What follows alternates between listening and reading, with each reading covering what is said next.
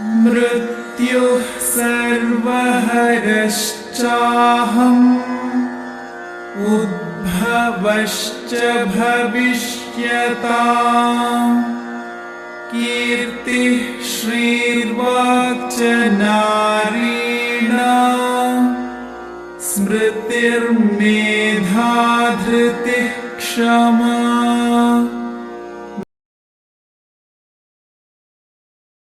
मैं सबका नाश करने वाला मृत्यु और आगे होने वालों की उत्पत्ति का कारण हूं तथा स्त्रियों में कीर्ति, श्री, वाक, स्मृति, मेधा, धृति और क्षमा हूं।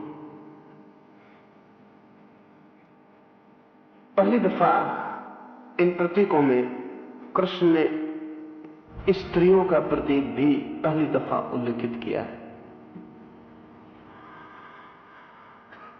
स्त्रियों में भी अगर परमात्मा खोजना हो तो कहां खोजा जा सकेगा?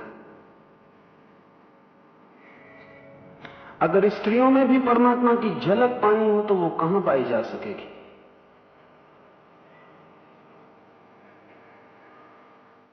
कीर्ति में। और कीर्ति का स्त्री से क्या क्या संबंध है और कीर्ति क्या है? स्त्री को जब भी हम देखते हैं, खासकर आज के युग में जब भी स्त्री को हम देखते हैं तो स्त्री दिखाई नहीं पड़ती, सिर्फ वासना दिखाई पड़ती। स्त्री को हम देखते ही एक वासना के विषय की तरह, एक ऑब्जेक्ट की तरह। स्त्री को हम देखते ही ऐसे हैं जैसे बस भोग्य है, उसका कोई अपना अर्थ, अपना कोई अस्तित्व नहीं। और स्त्री को भी निरंतर एक ही ख्याल बना रहता है,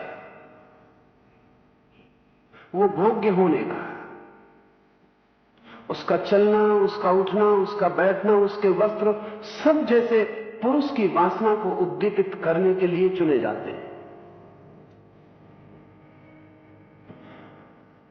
चाहे स्त्री को इस बात की सचेतनता भी ना हो, इसका कॉन्शियसनेस भी ना हो कि वो जिन कपड़ों को पहनकर रास्ते पर निकली है वो धक्के खाने का आमंत्रण भी है। शायद धक्का खा के वो नाराज भी हो, शायद वो चीख पुकार भी मचाए, शायद रोष भी जाहिर करे, लेकिन उसे ख्याल ना आए कि उस धक्के में उसका भी उतना ही हाथ है जितना मारने वाले का है।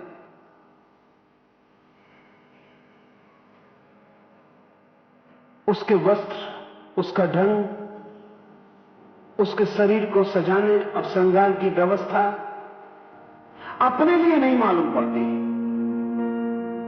किसी और के लिए मालूम पड़ती। इसलिए उसी स्त्री को घर में देखे उसके पति के सामने, तब उसे देख के विराग पैदा हो। उसी स्त्री को बीच पे देखे भीड़ में, तब उसे देख के राग पैदा हो। पति इसलिए तो विरक्त हो जाते। स्त्रियां जिस रूप में उनको दिखाई पड़ती हैं, कम से कम उनकी स्त्रियां, पुरुषों की स्त्रियों में आकर्षण बना रहता है, लेकिन उनकी स्त्रियां जिस रूप में दिखाई पड़ती, क्योंकि स्त्री भी धीरे धीरे टेकन फॉर ग्रांटेड दोनों हो जाते कि ठीक है। लेकिन जब स्त्री भीड़ में निकलती है तब उसकी सारी की सारी दृष्टि अपने को एक काम वासना का विषय मानकर चलती और दूसरे पुरुष भी उसको यही मानकर चलते। कीर्ति का अर्थ है जिस स्त्री में ऐसी दृष्टि न हो। ऑनर जिसको अंग्रेजी में कहते हैं, इज्जत जिसे उर्दू में कहते हैं। कीर्ति का अर्थ है ऐसी स्त्री जो अपने को वासना का विषय मानकर नहीं जीती, जिसके व्यक्तित्व से वासना की झंकार नहीं निकलती। तब स्त्री को एक अनूठा सौंदर्य उपलब्ध होता है, वो सौंदर्य उसकी कीर्ति है, उसका यश है। आज वैसी स्त्री को खोजना बहुत मुश्किल पड़ेगा, बहुत मुश्किल पड़ेगा। कीर्ति एक आंतरिक गुण है, एक भीतरी सौंदर्य है। उस सौंदर्य का नाम कीर्ति है जिसे देखकर वासना शांत हो, उभरे नहीं। ये थोड़ा कठिन मामला है, ये थोड़ा कठिन मामला है। लेकिन एक बात हम समझ सकते हैं कि अगर स्त्री वासना को उभार सकती है तो शांत क्यों नहीं कर सकती? जो भी कुम्हार बन सकता है वो शांत करने वाला शामक भी बन सकता है। अगर स्त्री अपने ढंगों से वासना को उत्तेजित करती है, प्रज्वलित करती है, तो अपने ढंगों से उसे शांत भी कर दे सकती है। वो जो शांत करने वाला सौंदर्य है कि दूसरा व्यक्ति वासना तुर होकर भी आ रहा हो, विक्षिप्त होकर भी आ रहा हो, तो स्त्री की आंखों से उस सौंदर्य का जो दर्शन है, उसके व्यक्तित्व से उसकी जो छाया और झलक है, जो उसकी वासना पर पानी डाल दे और आग बुझ जाए, उसका नाम कीर्ति है। लेकिन हम जो कीर्ति से मतलब लेते हैं, कहते हैं फला स्त्री की इज्जत चली गई, उसमें सब लोग यही सोचते हैं कि इज्जत लेने वाला ही जिम्मेवार होगा। 50% तो होगा ही, लेकिन सिर्फ 50% ही होगा। उसमें इज्जत खोने की तैयारी भी है। और सच तो यह है कि जिस स्त्री की इज्जत को खोने के लिए कोई उत्सुक नहीं है, वो बड़ी बेचैन हो जाती, वो परेशान हो जाती, उसको लगेगा कि वो है ही नहीं, उसका कोई अस्तित्व ही नहीं। ये बड़े मजे की बात है, आदमी का माइंड इस तरह डबल माइंड है, दौरा बंधा हुआ है। हम खींचते भी हैं और हटाते भी हैं, हम पुकारते भी हैं और दुत्कारते भी हैं। एक तरफ हम चाहते हैं लोग आकर्षित भी हों, और दूसरी तरफ हम चाहते हैं कि लोग हमें वासना का बिंदु भी न माने। अभी अमेरिका में स्त्रियों के नए आंदोलन हैं, लिव मूवमेंट से, जिनमें स्त्रियां कोशिश कर रही हैं कि हमें वासना की वस्तु ना समझा जाए। उनकी ये आंदोलन भी चलेगा कि उन्हें वासना की वस्तु ना समझा जाए, और उनका व्यक्तित्व और उनके रहने का ढंग और जीवन सब वासना की वस्तु ही बनने की चेष्टा होगी।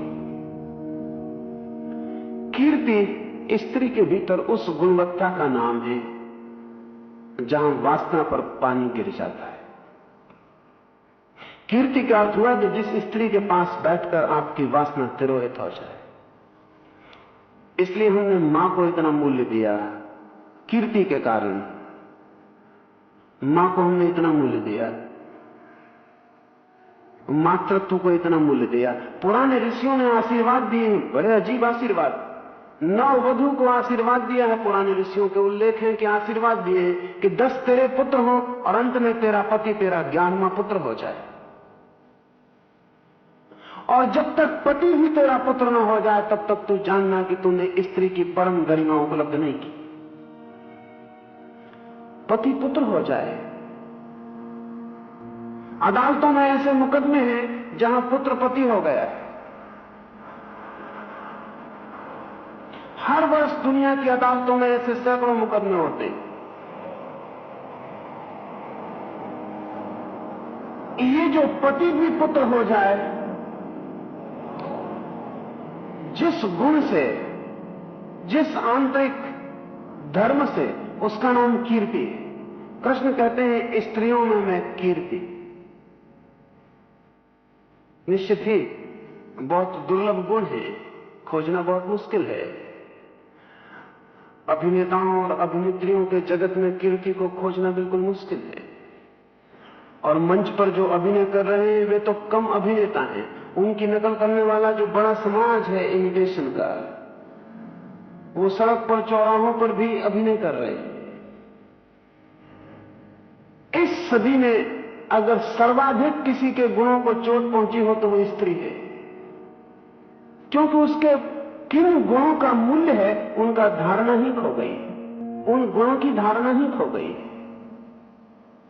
कीर्ति का हम कभी सोचते भी नहीं होंगे। आप बाप होंगे, आपके घर में लड़की होगी, आपने कभी सोचा भी नहीं होगा कि इस लड़की के जीवन में कभी कीर्ति का जन्म हो।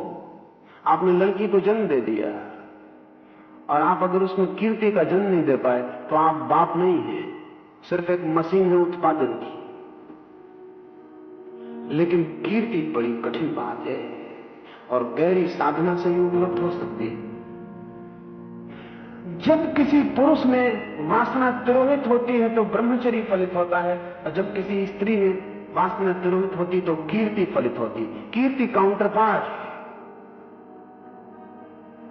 स्त्री में कीर्ति का फल लगता है, फूल लगता है, जैसे पुरुष में ब्रह्मचर्य का फूल लगता है। स्त्री में ठीक पुरुष जैसा ब्रह्मचर्य फलित नहीं हो सकता। कारण है उसके। अगर पुरुष ब्रह्मचर्य को उपलब्ध हो तो उसकी सारी वीर्य ऊर्जा आत्मसात होने लगती है। लेकिन स्त्री की जो काम ऊर्जा है वो अनिवार्य रूप से उसके मासिक धर्म में स्खलित होती रहेगी, वो यंत्रवत है। इसलिए स्त्री की काम ऊर्जा उस तरह से अंतस में तिरोहित नहीं हो सकती जैसे पुरुष की काम ऊर्जा तिरोहित हो सकती है।